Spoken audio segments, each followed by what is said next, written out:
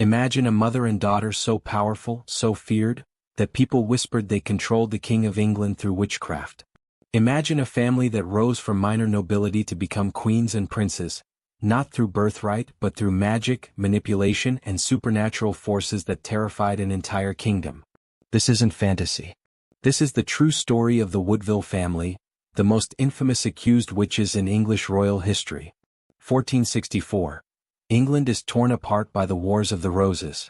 King Edward IV, young and handsome and recently victorious in battle, is riding through the countryside when he encounters a beautiful widow standing beneath an oak tree. Her name is Elizabeth Woodville, and she's there to beg for the return of her late husband's lands. But something happens in that moment. Something that changes the course of English history. The king, who should marry a foreign princess for political alliance, becomes obsessed with this common widow. Within months he marries her in secret. Within years her family controls the kingdom. And for the rest of her life, people will whisper that Elizabeth Woodville bewitched the king. They'll say her mother, Jacquetta of Luxembourg, taught her dark arts. They'll say the two women created love potions, cast spells and made pacts with demons. They'll say they used sorcery to place a crown on Elizabeth's head and to destroy anyone who stood in their way. And here's the thing. Elizabeth and Jacquetta were actually accused of witchcraft. Formally.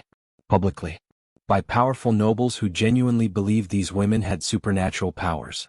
The evidence presented against them included lead figures pierced with pins, mysterious rituals at midnight, and the testimony of witnesses who claimed to have seen them practicing forbidden magic.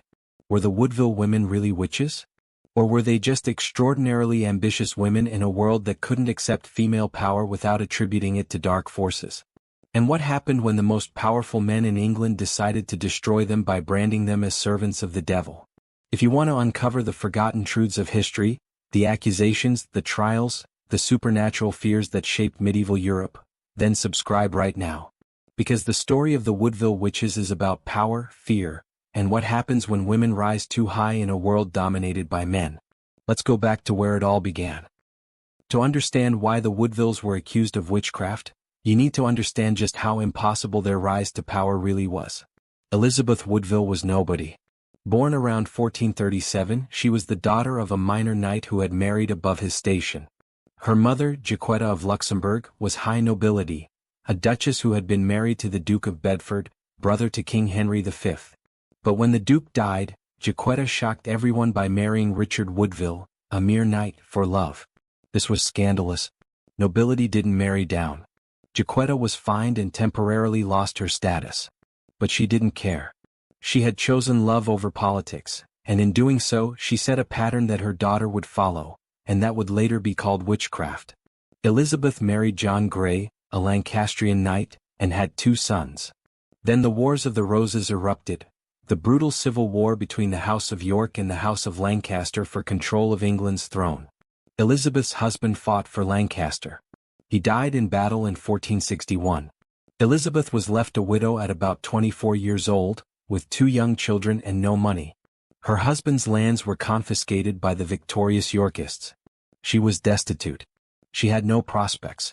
In the rigid hierarchy of medieval England, she was finished. And then she met King Edward IV. The story goes that she positioned herself beneath an oak tree in Whittleberry Forest, knowing the king would ride by. She brought her 2 young sons with her, a calculated move to appear sympathetic, vulnerable, in need of protection. When Edward saw her, he was struck by her beauty. She had pale skin, blonde hair, and eyes that contemporary chroniclers described as mesmerizing. Edward was 22, handsome, over 6 feet tall, and known for his appetite for women. He had mistresses throughout England. He could have any woman he wanted. And what he wanted he took. But Elizabeth refused him. This is crucial. When the king propositioned her, and everyone knew what that meant, Elizabeth said no. According to legend, she held a dagger to her own throat and said she would rather die than become his mistress. She would be his wife or nothing. No woman said no to the king. No one.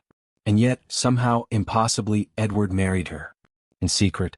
On May 1, 1464, May Day, a date associated with magic and pagan rituals, Edward IV and Elizabeth Woodville were married in a private ceremony.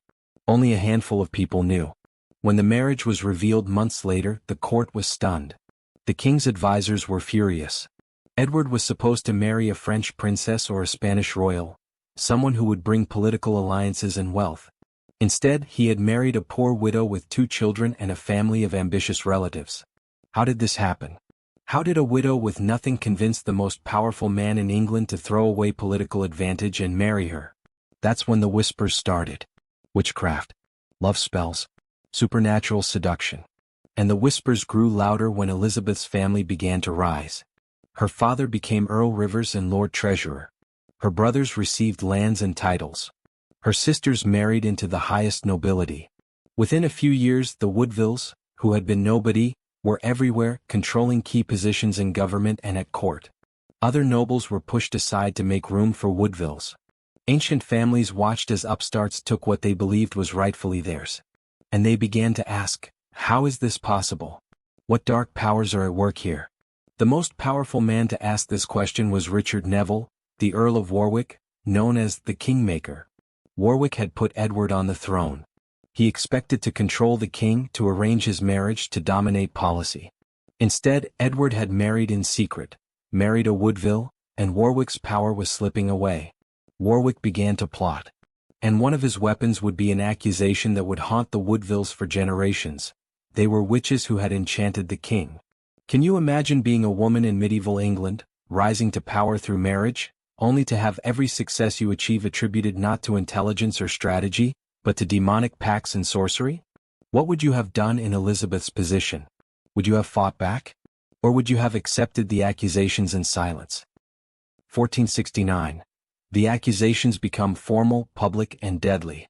Thomas Wake, a follower of the Earl of Warwick, publicly accuses Jacquetta of Luxembourg, Elizabeth's mother, of witchcraft. He claims he has proof. He produces 2 small lead figures, images of a man and a woman bound together with wire. These, he says, are magical talismans that Jacquetta created to bewitch King Edward and bind him to her daughter through sorcery. In medieval England, this is a death sentence accusation. Witchcraft is heresy, punishable by burning at the stake. If Jacquetta is found guilty, she'll be executed. And if the king's mother-in-law is a proven witch, then the king's marriage is invalid, his children are bastards, and Elizabeth herself could be charged as an accomplice. The stakes couldn't be higher. This isn't just a personal attack, it's an attempt to destroy the Woodville family and invalidate Edward's entire reign.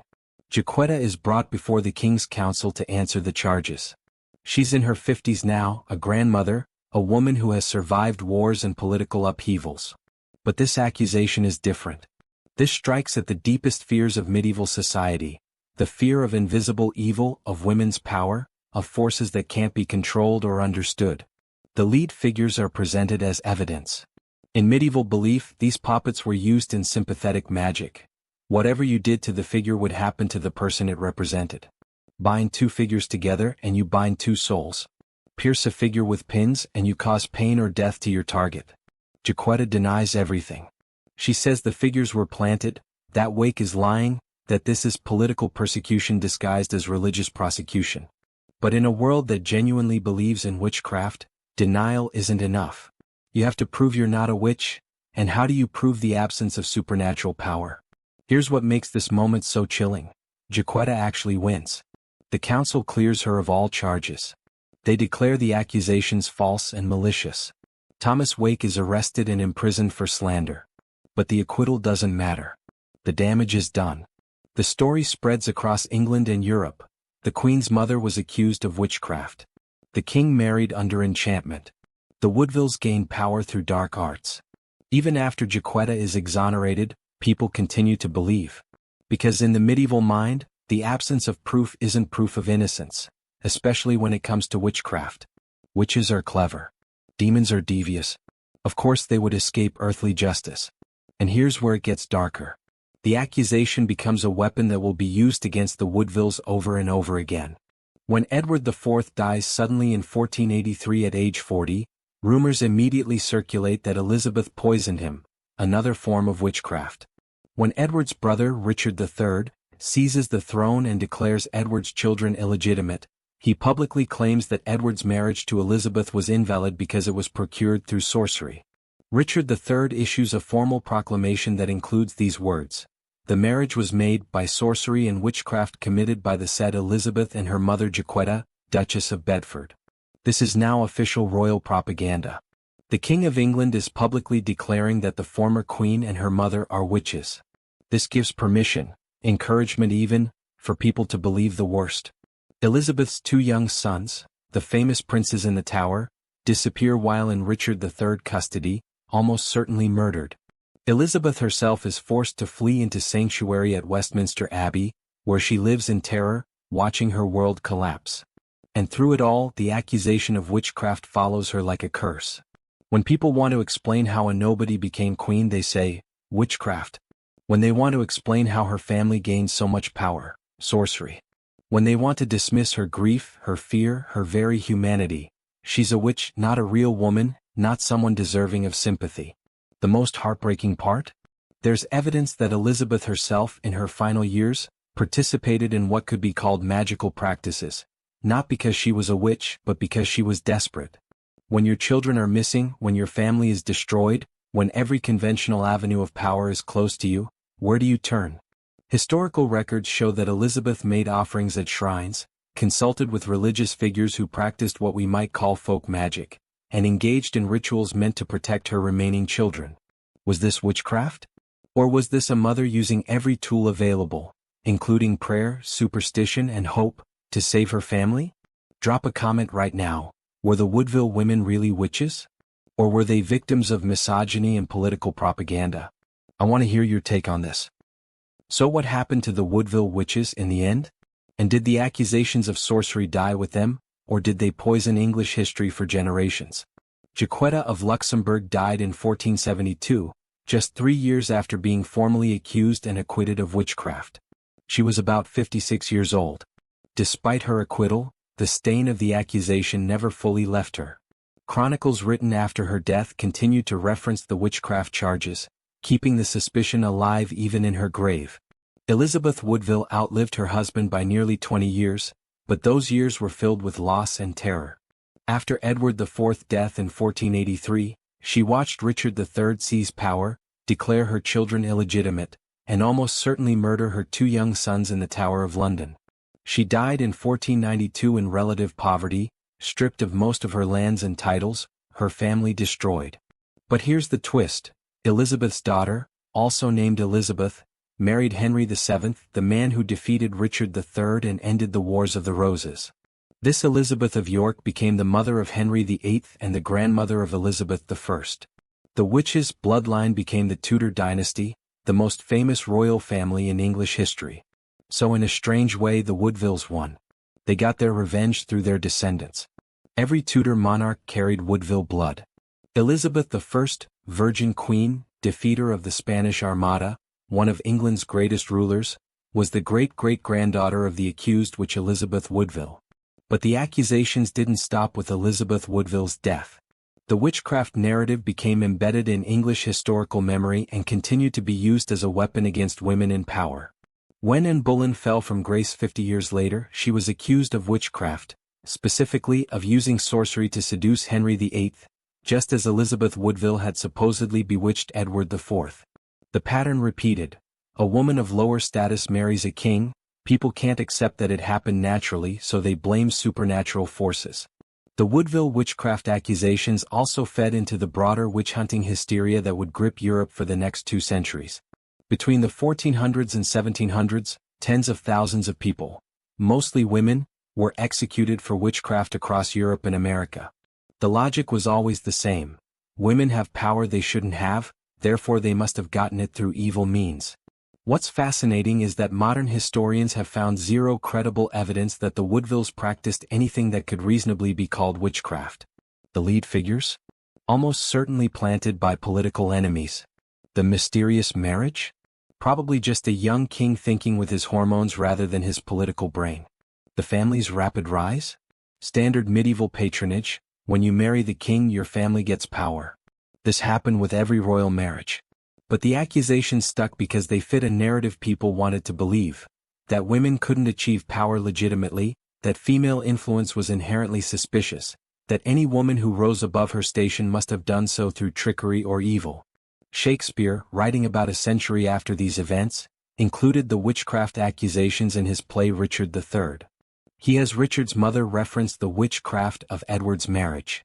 This means the Woodville witch legend became part of English literature, immortalized on stage, repeated in every production of the play for over 400 years. Even today, if you visit certain historical sites in England, you'll hear tour guides tell stories about Elizabeth Woodville the Witch Queen, or Jacquetta and her love spells. The accusations have become part of folklore, repeated so many times that they've taken on a life of their own, regardless of their truth. The Woodville women were never witches. But they were accused of witchcraft, tried for witchcraft, and remembered as witches. And in the court of public opinion and historical memory, sometimes the accusation is more powerful than the truth. Hit that like button if this story opened your eyes to how accusations can destroy people even when they're proven false. Share this with someone who needs to understand how women in power have always been demonized, literally. Because the Woodville witches deserve to be remembered not as sorceresses, but as women who dared to rise in a world determined to keep them down. So what does a medieval witchcraft accusation have to do with your life in the 21st century? Everything. Because the same dynamics that destroyed the Woodvilles are still operating today. Strip away the medieval language, the talk of sorcery and demons and love potions, and what you're left with is a timeless pattern. When someone achieves success that others can't explain or accept, they don't celebrate it. They discredit it. They invent narratives that undermine the achievement and paint the successful person as a cheater, a fraud, or in the Woodville's case, a literal servant of evil. Elizabeth Woodville was intelligent, strategic, and beautiful. She understood how to present herself, how to appeal to the king, how to secure her family's future. These were skills, not spells. But acknowledging her skills would mean acknowledging that a woman from a lower social class could outwit and outmaneuver the highest nobles in England. The men who held power couldn't accept that. So they invented an explanation that preserved their worldview. She must have cheated. She must have used supernatural forces. No ordinary woman could accomplish what she accomplished. Sound familiar? How many times have you seen someone succeed? Maybe a woman in a male-dominated field, maybe someone from a working-class background in an elite environment, maybe someone who doesn't fit the expected mold, and watched as people immediately questioned how they really got there. She must have slept her way to the top. He must have cheated. They must have had unfair advantages. She only got promoted because of diversity quotas. He only succeeded because of connections. We don't call it witchcraft anymore, but we do the same thing.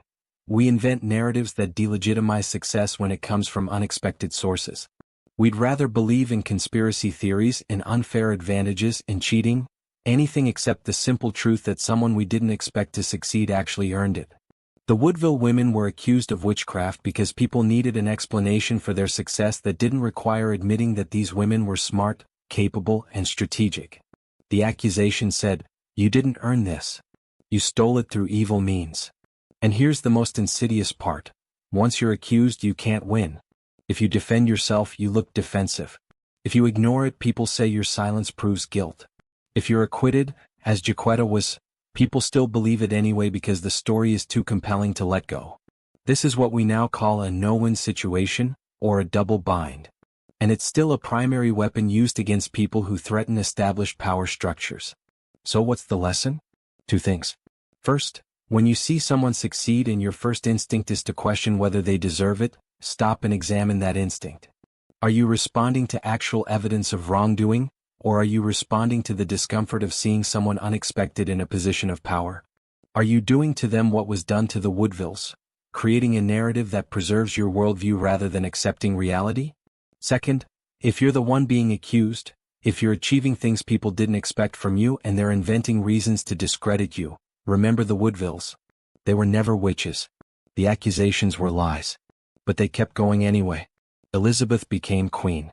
Her daughter became queen. Her bloodline changed history. The accusations hurt them, destroyed some of them, followed them to their graves. But they still mattered. They still changed the world. And centuries later, we remember them, not as the villains their enemies painted them as, but as complex women who navigated impossible circumstances with courage and intelligence. Your success doesn't require anyone's permission or belief. You're not a witch. You're just someone who had the audacity to rise. The Woodville witches weren't the only women in English history accused of using supernatural powers to control kings and kingdoms. The pattern repeats over and over. A woman gains influence and immediately people whisper about witchcraft, poison, and dark magic. Next time, I'm taking you into the story of the most famous witchcraft accusation in English royal history, one that ended with a queen's head on the block and changed England forever. I'm talking about Anne Boleyn. She was accused of adultery, incest, treason, and witchcraft. They said she had a sixth finger, a witch's mark. They said she bewitched Henry VIII into breaking with the Catholic Church. They said she made pacts with the devil and that her daughter, the future Elizabeth I, was the offspring of demons. None of it was true. But it was enough to kill her.